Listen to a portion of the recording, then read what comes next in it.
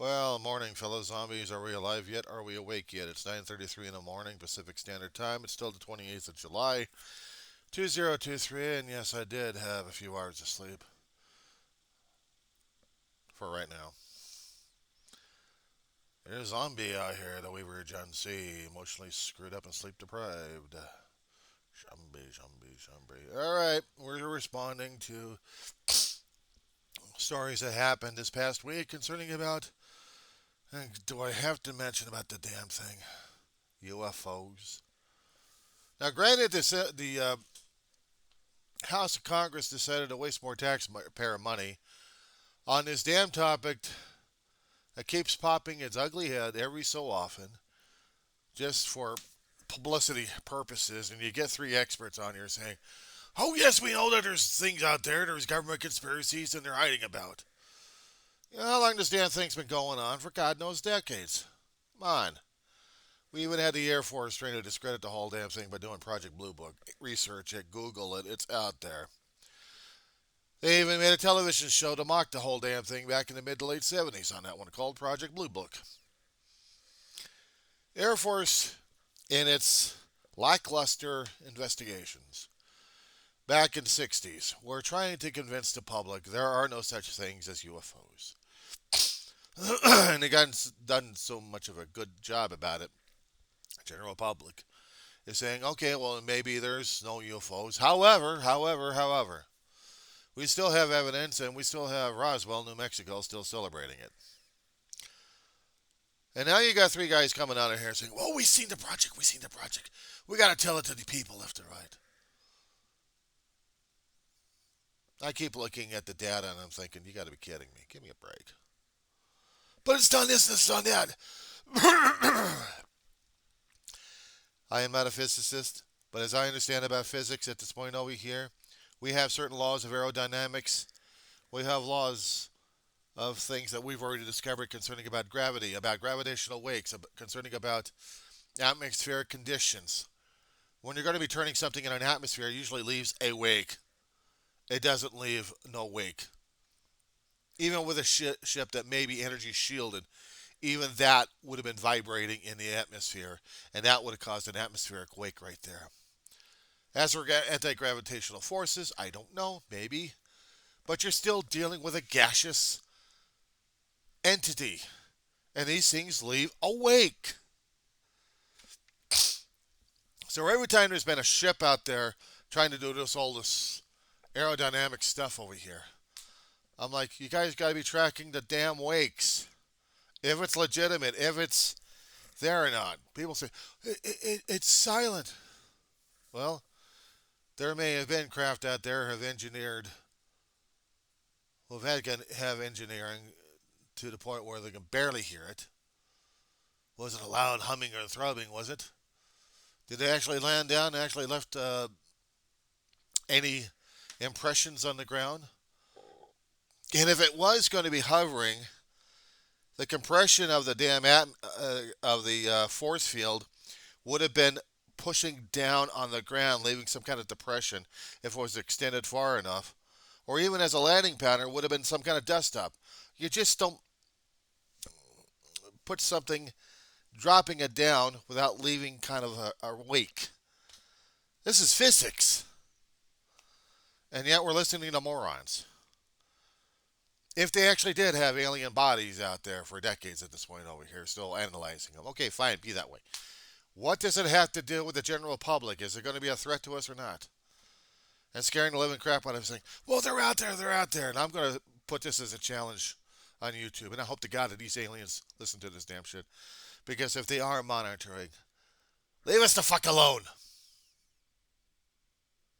You're going to be observing.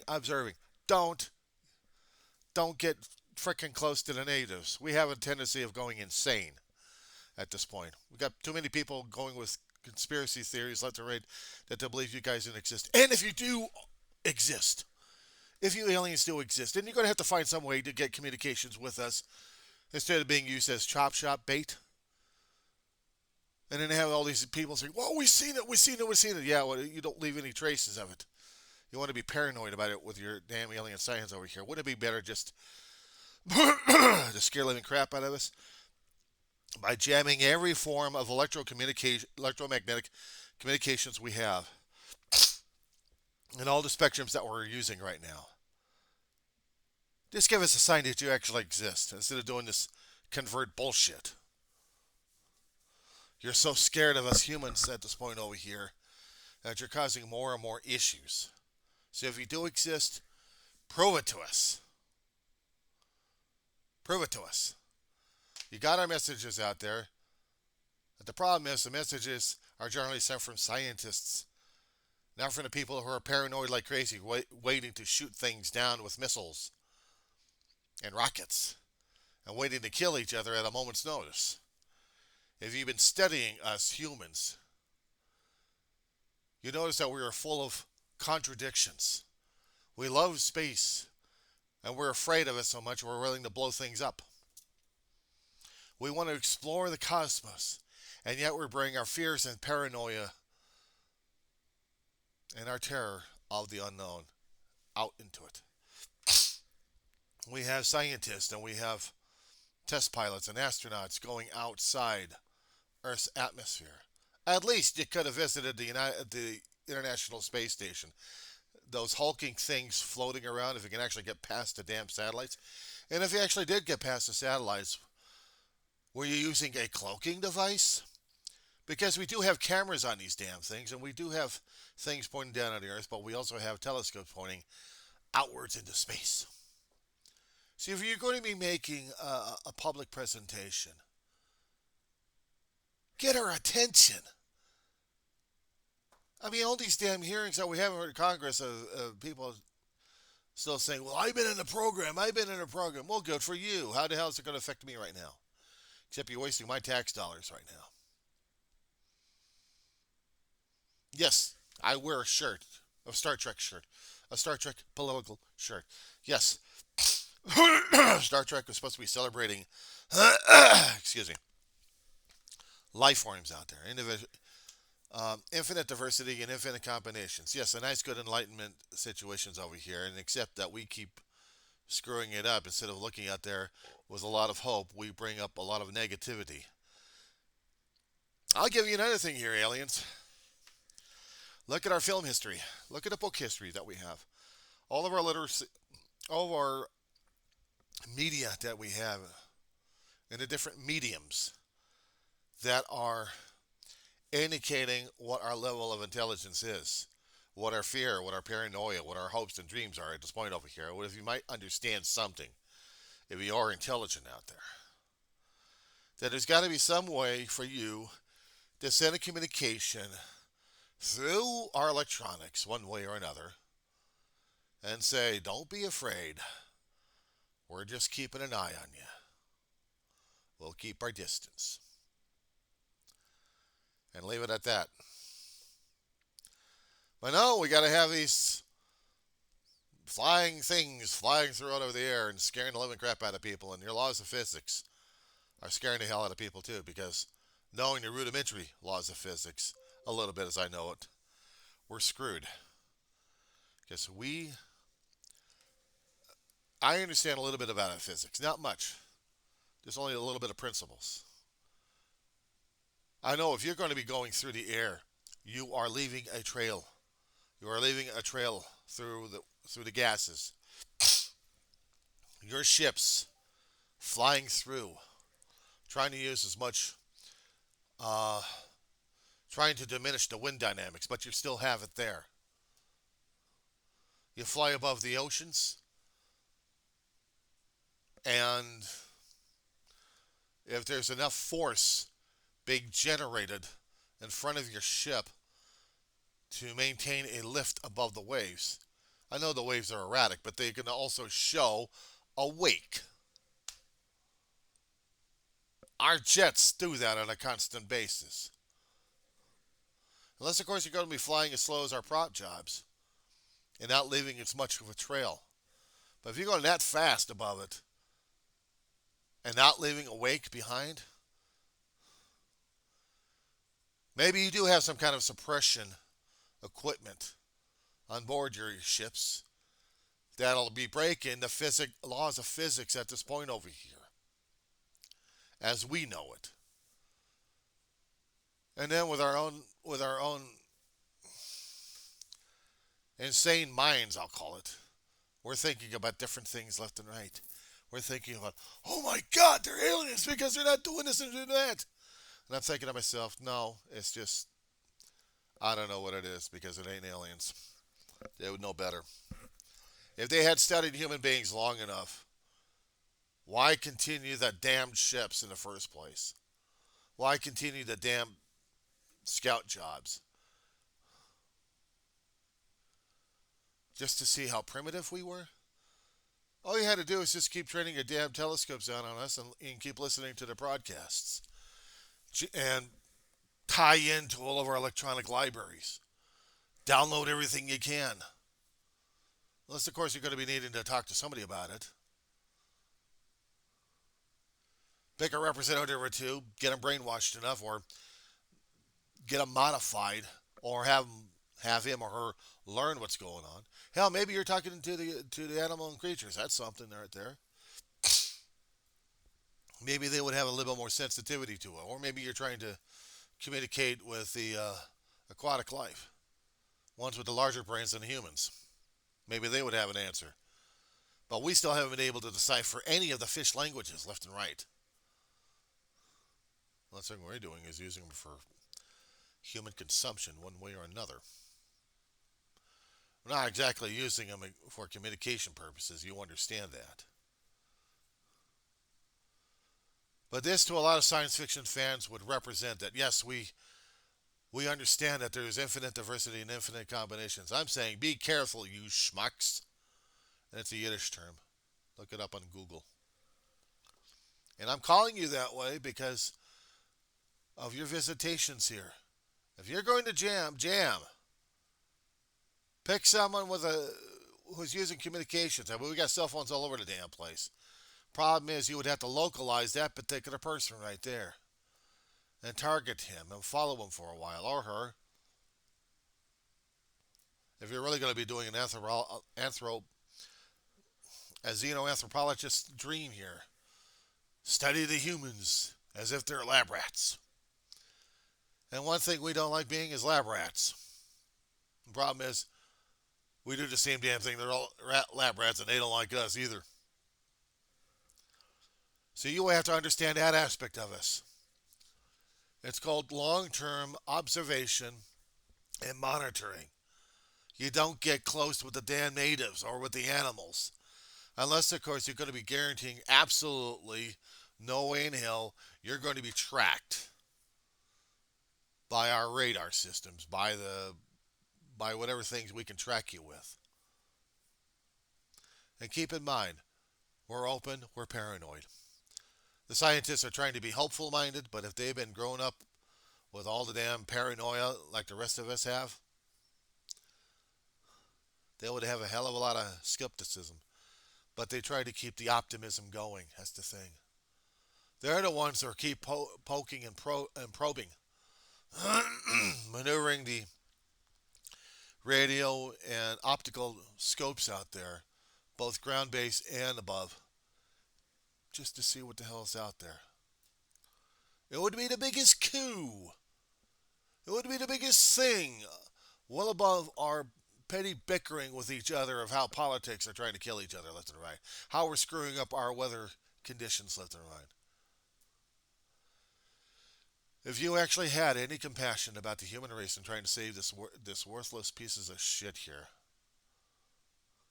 at least the one thing I would plead for, help us fix the damn weather. I'm not saying solve the damn wars. I'm saying the weather.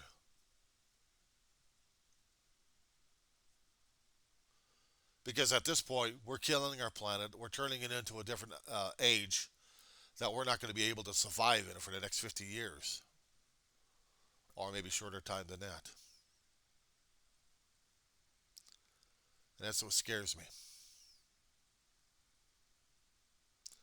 So my pleading to you, to the cosmos out there. You're going to be nice, kind, and wise and benevolent. Tread carefully. Tread carefully. Understand where the hell we're coming from. All these little night trips that our pilots are picking up on. You think it's going to be the cover of darkness? That's the worst time to do it. And even during the daytime, it's also the worst time. I don't know what you're trying to do. Take samples. Maybe you don't have any sophisticated enough scanners to scan the oceans or the soil composition or even the atmospheric conditions that's going on right now. Maybe you haven't plotted out the trend of our planet's decay, planet surface decay, or not to mention the volcanic activity we're still having right now. Maybe you haven't picked up on that one, or maybe you have. But the thing that would either put us in our absolute panic mode would be the best choice of answer.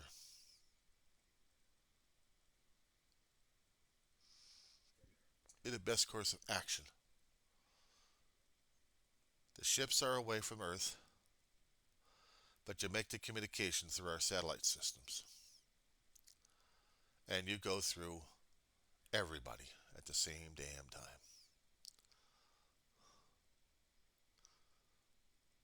You make your announcement. And then, if you have any other deities in other dimensions that you actually worship or have an affinity to, maybe you can hope and pray that they'll be a lot more benevolent in giving us guidance down here of what we have to do next. Study our literature. Study our mediums.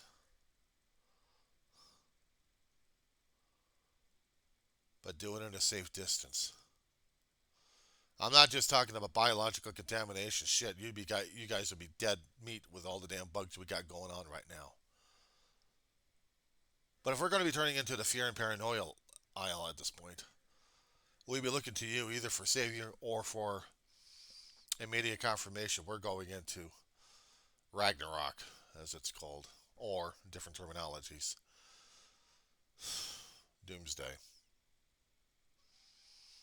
There had been alien movies we've had out there that showed that our biology, the viruses and bacteria that exist here, some humans actually do have protections against some, but not all. And if you guys actually sampled our own microscopic organisms, maybe you found a way to shield yourself somehow from that. I imagine an encounter suit would be better on that one.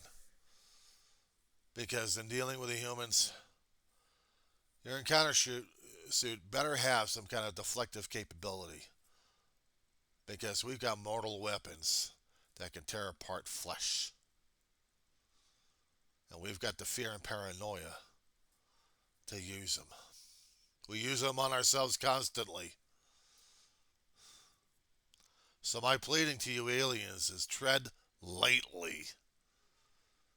And as for those whistleblowers out there who claim to have seen aliens, that they've seen all these ships, I'm scoffing at it because laws of physics that we know are almost immutable. You can't fly a ship through the atmosphere without it leaving a wake. If you're going to be going through the damn clouds, you've seen how airplanes go through clouds and leave a trail. Icy trail. Even if we're talking about a completely shielded, energy shielded vehicle going at hyper speeds through the atmosphere, it still leaves a trail. And if they're going against the water and they're going fast enough, you still leave a trail.